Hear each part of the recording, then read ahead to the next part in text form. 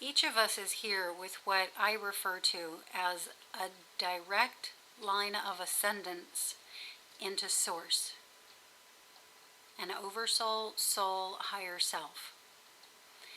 And it is, well, let me say once again that I associate these concepts with the superconscious and subconscious, the delta, theta, and alpha brainwaves. And it's essentially these higher energies that are bringing essentially themselves into what we call our physical reality. But it's us. The ground level or physical representations of these higher energies that are positioned to either allow the higher energies to merge with us, to allow them to flow within our conscious awareness and physical body systems, or through whatever means, dissipate them, just bring them down to a lower, denser, more tolerable, manageable level.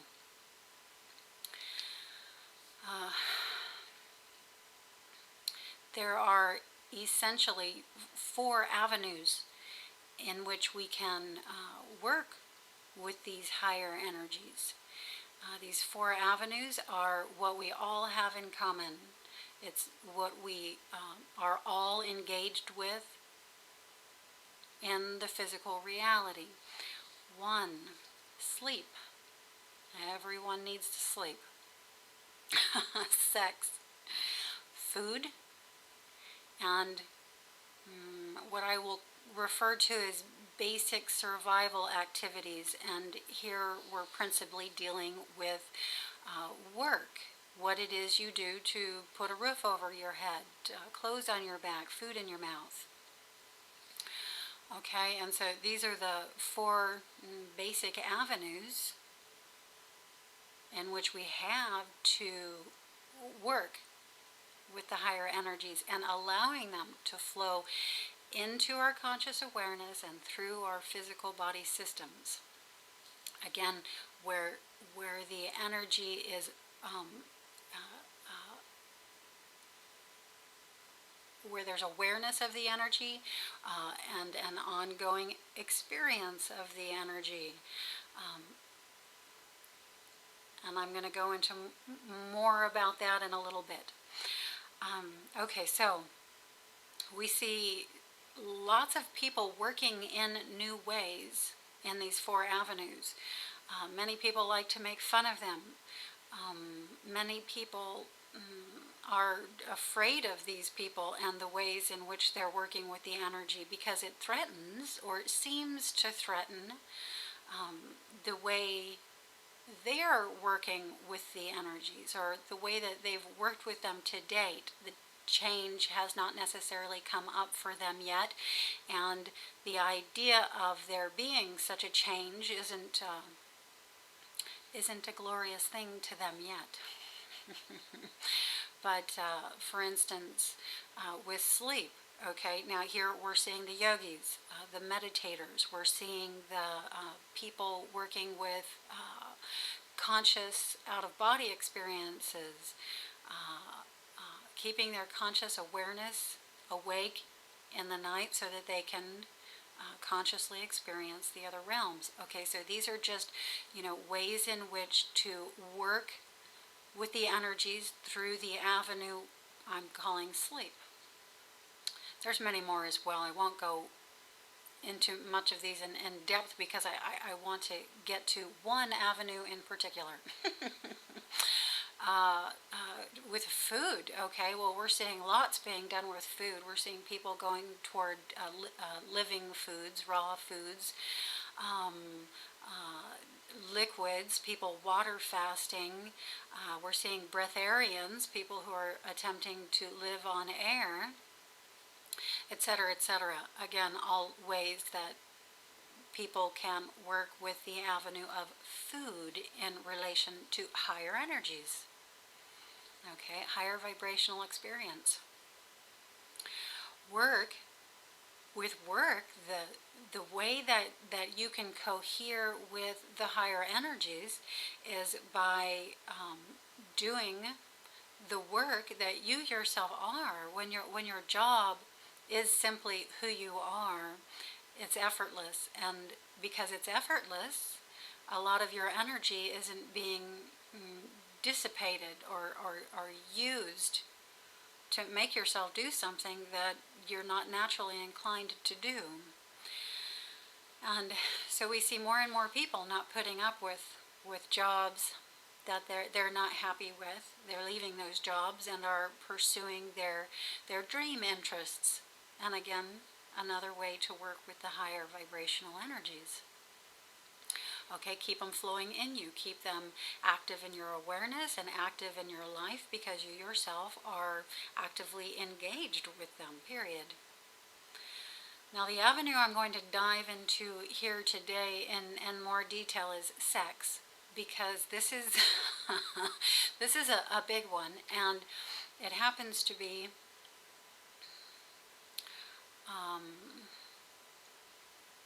the avenue that I pursued the strongest.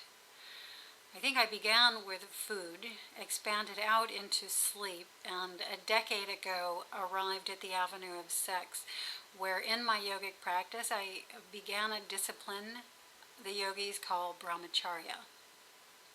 In all practicality, I'm going to refer to this here in this video as what other people call sexual abstinence.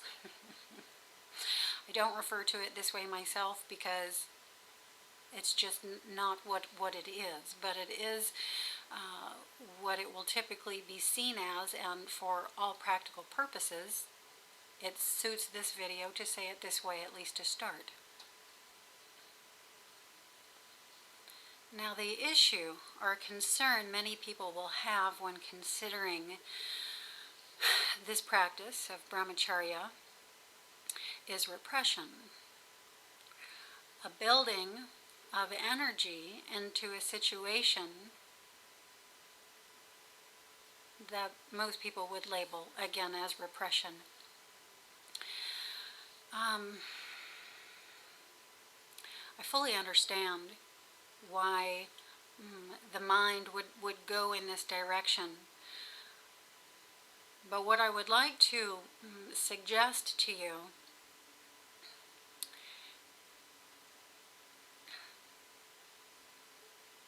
well, first, let me suggest that abstinence is not a real thing.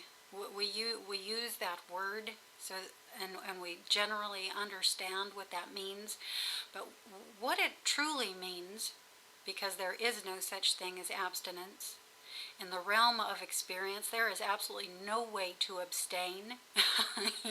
You are in the flow, whether you cognize and cohere with this or not.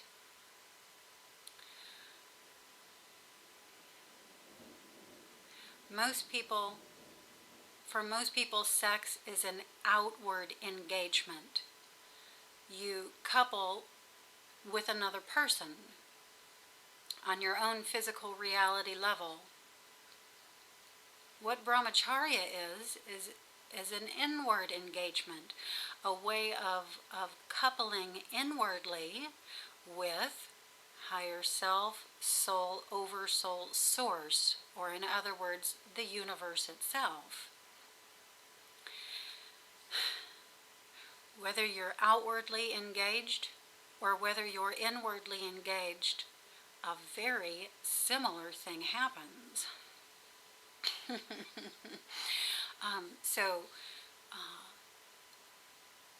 These are not opposites.